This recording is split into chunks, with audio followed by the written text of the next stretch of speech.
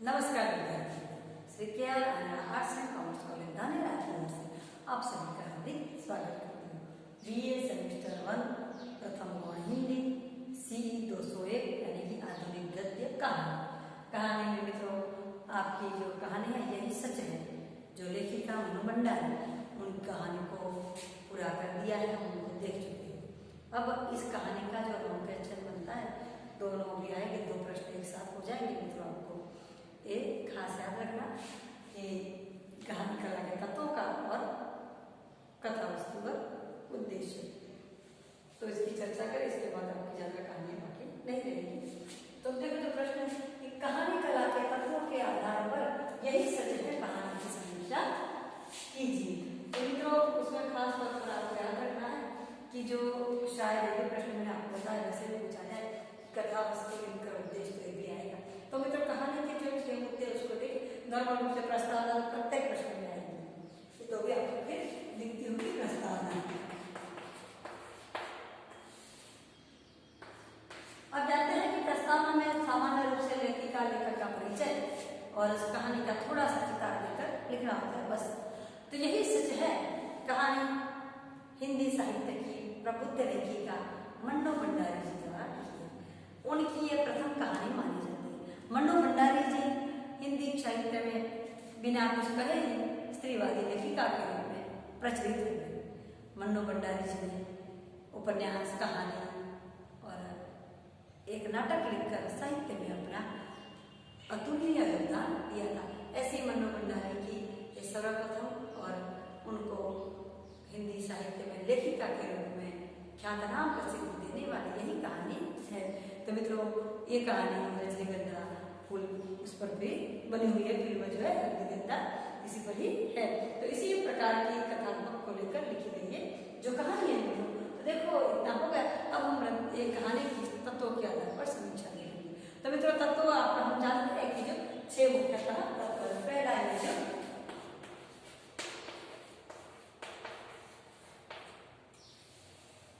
कथा वस्तु। सामान्य रूप से कथा वस्तु कहानी की जो इस प्रकार से संक्षिप्त, रोचक, गतिशील ऐसी होनी चाहिए। कथा वस्तु के बिना कहानी की रचना संभव नहीं है।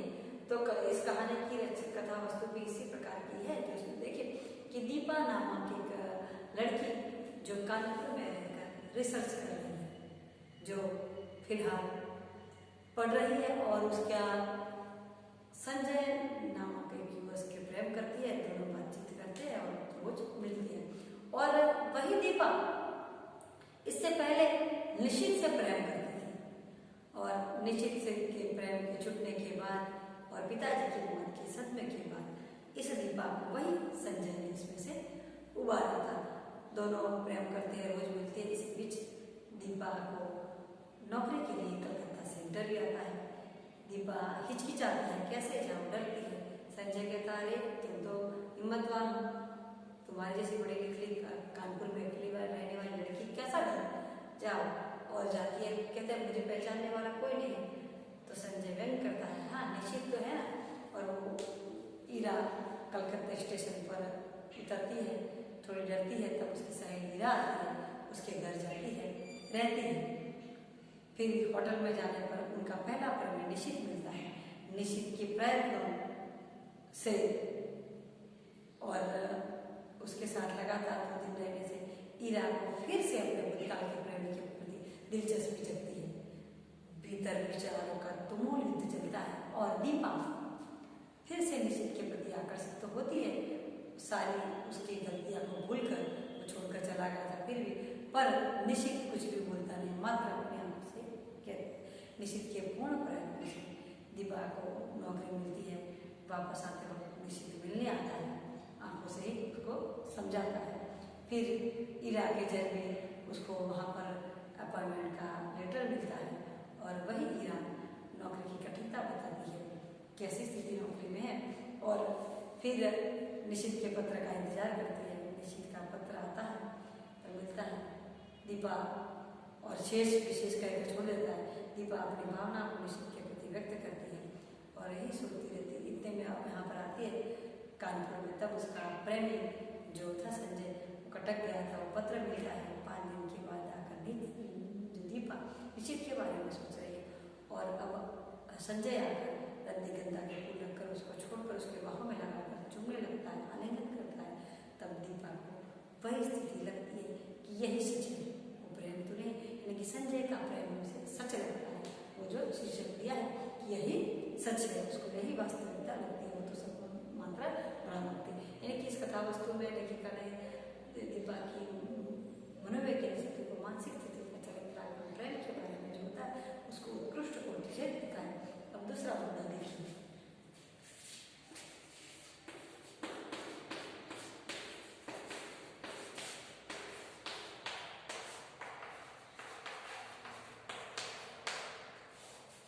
पात्र एवं पात्र एवं चरित्र कहानी में महत्वपूर्ण होते हैं। तो कहानी में पात्रों और चरित्रों के अलावा उस कथा को आगे बढ़ाना और गतिशीलता देना शायद मुमकिन ही नहीं है। तो ठीक वैसे ही इस कहानी में दीपा, जो आपको याद रखना, दीपा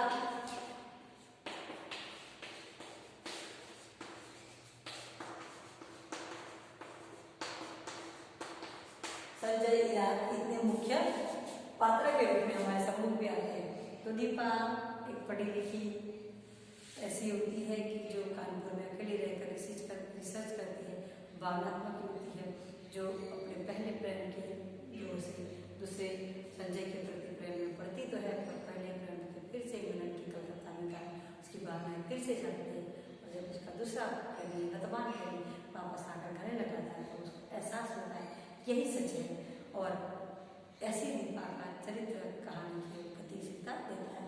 लेकिन निशित बहुत ही शर्मीली प्रकृति वाला और मर्यादा में मानने वाला ऐसा ही लोग है कि शादी के पहले किसी भी प्रकार की छेड़छाड़ करना ये जो नियम के विरुद्ध है। और ऐसा भावनाशील युवक और ऊपर से उसके ऊपर तक पहुंच रखने वाला जो अपनी ही सिपाही से दीपा को नौकरी दिलवाता है कलकत्ता में, नहीं समझदार संजय वर्तमान में जिस प्रकार की जो दीपा की इच्छाओं के अनुकूल उसका प्रेमी है, वो बहुत ही थोड़ा मुक्त और स्वच्छंदी विचारों वाला है। दोनों मिलते हैं, उसको आलिंगन में लेता है, जो मन करता है उसके सामान्य बात है, मुक्त विचारों वाला। और कभी कभी निशित के नाम से दीपा को छेड़ भी लेता है, ऐसा मुक्त विचारों वाला उसका प्रेमी है। ईरा का चरित्र बहुत कम है, वो उसकी सहेली है, वो अपने पति और पुत्र के साथ कलकत्ता में रहती है। फिर जो ईरा का पुत्र नौकर मिस्टर मेहता, उनकी 5 साल की बेटी, ये सब उसके गौण पात्रों में आते हैं। तो पात्र कहानी में गतिशील है और अपने कथा के मुताबिक अपने आप को डालकर आगे चलते रहते हैं। पात्रों की दृष्टि से यही सच्ची कहानी महत्वपूर्ण और सफल सिद्ध होती है। तीसरा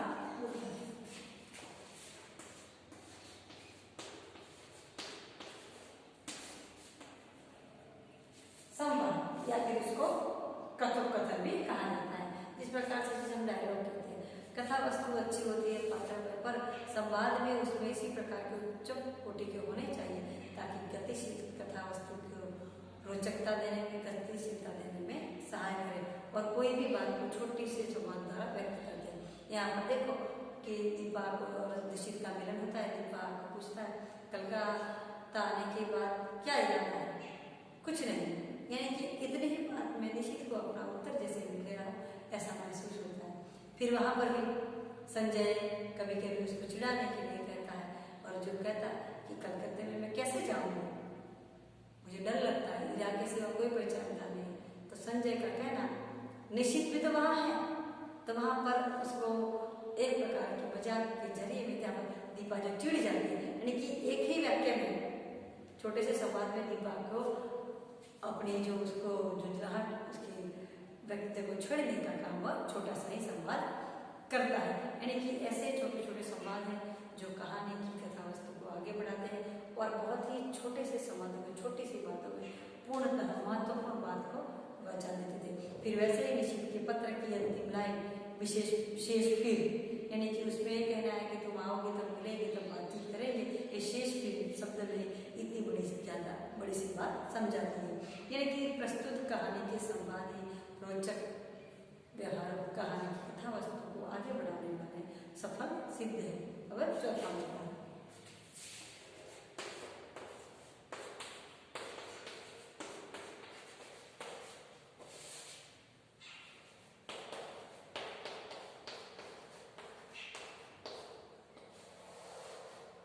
देश का वातावरण कहानी का चौथा और महत्वपूर्ण मुद्दा है। मित्रों, यही सच कहानी में देश का वातावरण का उच्च कोटि का प्रयोग हुआ है, क्योंकि जिस प्रकार का जैसा कहानी की कथा वस्तु, उसकी जगह, उसके पात्र, वैसा ही वर्णन यहाँ पर मन्नू भंडारी जी ने किया है।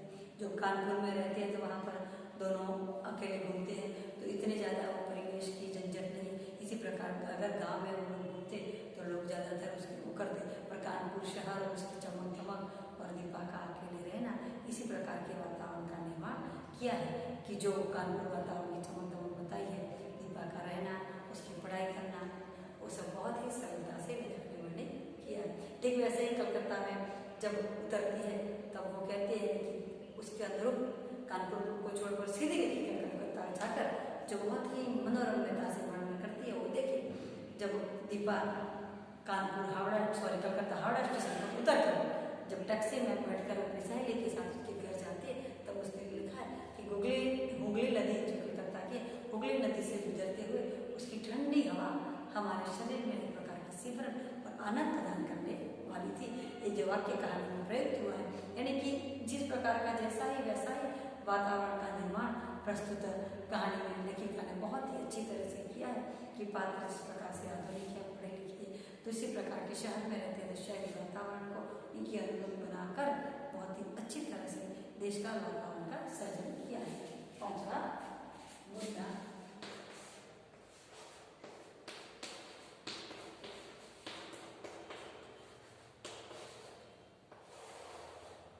भाषा शैली, स्टाइल द मैन हिमसेल्फ। प्रत्येक व्यक्ति की अपनी एक विशिष्ट शैली होती है, तो यहाँ पर शैली में भी लेखिका ने बिल्कुल यही सच है कहानी में पात्रों के अनुरूप और अपनी सफलता की चार सामने लगाने वाली भाषा शैली का प्रयोग किया है। लेखिका ने यहाँ पर अंग्रेजी शब्दों का भी काफी प्रयोग किया है, लेखिका ने संस्कृत का तत्सम शब्दों का भी प्रयोग किया है और एकादशोक्ति वाक्य का भी प्रयोग किया है। जब उन्होंने जो कहती है कि ड्रेसिंग टेबल, फिर मिसेज, मिस्टर, यानी कि इस प्रकार के शब्दों का जो काफी शब्द है जो अंग्रेजी शब्दों का प्रयोग करके लेखिका ने कहानी में पात्रों के अनुरूप जो रिसर्च दीपा कर रही है वो सभी के सभी शब्द हावड़ा ब्रिज, यानी कि ये सभी के शब्द जो अंग्रेजी के हैं पर जो कहानी में और कहीं कहीं उन दोनों के वार्तालापों में भी जो अंग्रेजी भाषा के शब्द हैं वह पात्रों के अनुकूल है, इसीलिए पूर्णतः सफलता देते हैं। ठीक वैसे ही संस्कृत के जो रजनीगंधा जो फूल के लिया है वो भी इसका एक शब्द है। इसी प्रकार सुक्ति रूप का भी प्रयोग किया है कि जो कहा है कि प्रथम प्रेम सच्चा होता है, बाकी व्रत भ्रमणा होती है, वो एक सुक्ति रूप वाक्य है। यानी कि भाषा शैली में इसी प्रकार की जो लेखिका ने कहीं कहीं वर्णात्मक शैली का भी प्रयोग किया है, कहीं कहीं पत्रात्मक शैली जो एक दूसरे को पत्र लिखते हैं बातें करें, वहाँ पत्रात्मक शैली भी है। यानी कि लेखिका ने अलग अलग शैलियाँ, अलग शब्दों सभी का संयोजन करके यही सच कहानी में उसको सफलता देने का पूर्ण प्रयास भी किया है, सफलता भी दी है। लेकिन पात्रों के अनुकूल, उनके अनुकूल और उनके स्थिति के अनुकूल भाषा शैली का प्रयोग करके यही सच कहानी लिखी है। अब छठा और महत्वपूर्ण मुद्दा,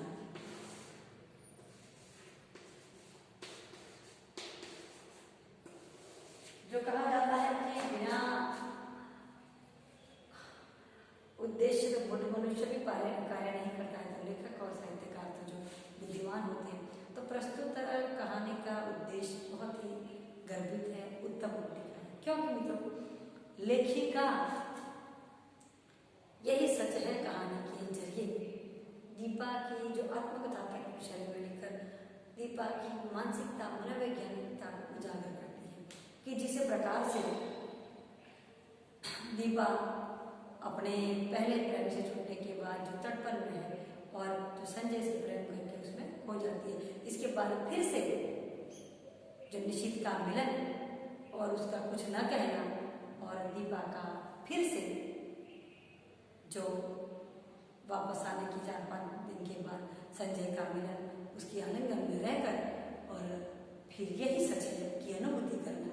कि मित्रों यही बताता है कि लेखिका का कहना है कि प्रेम की अनुभूति एक तरफ, अभी थोड़ा सी बात छोटी सी आपको बता दूं कि अभी मैंने कहानी पढ़ी उसमें बताया है कि जो पति पत्नी के रिश्ते में शादी के 2 साल के बाद दरार होती है, पत्नी नौकरी करते हैं, उसका पहला प्रेम है उसका जो भूतपूर्व जो प्रेमी था वही उसका बोझ है, पति को शंका होती है, तब वह उसकी साथ से उसको समझाती है कि जो प्रेम अलग चीज है, शादी अलग चीज है।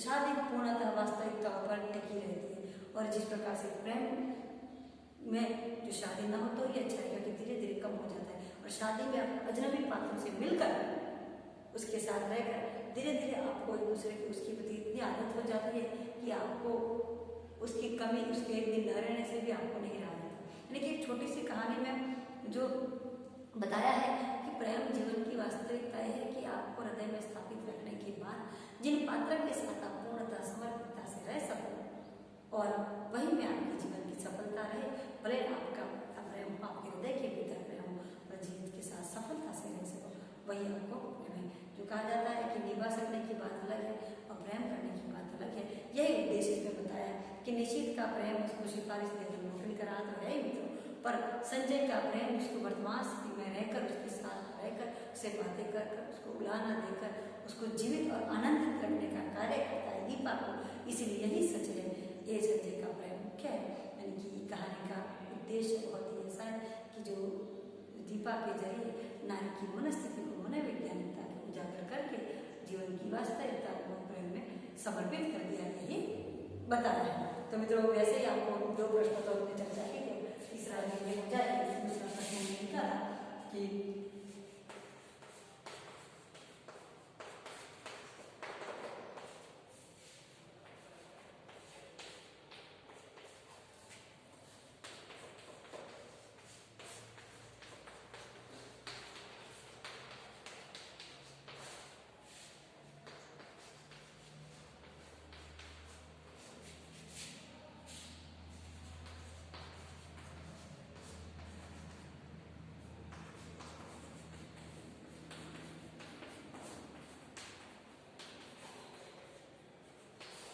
यही सच है कहानी का कथा सा लेकर देश पर कथा कर इसकी भी चर्चा हो गई, और शायद आपको ये पूछा जाए यही सच है कहानी का कथा सा लिखकर इसके शीर्षक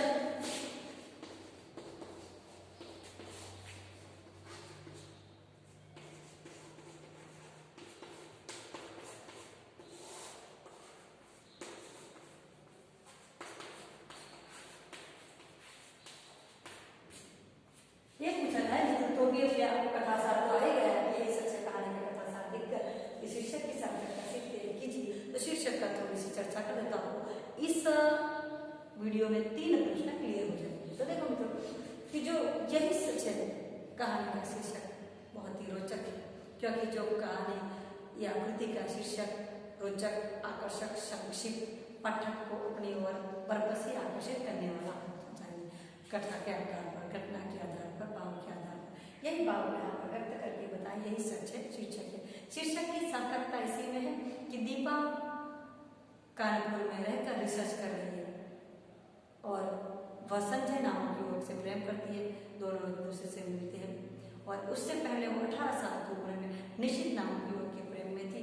प्रेम 3 साल रहने के बाद निश्चित उसे छोड़कर बिना कुछ बताए चला जाता है। तो वही उसके प्रति क्रोध, झुंझलाहट की दीपा यही कहती है कि वो मुझे बिना बताए छोड़कर मुझे ही क्यों अपमानित करके चला गया।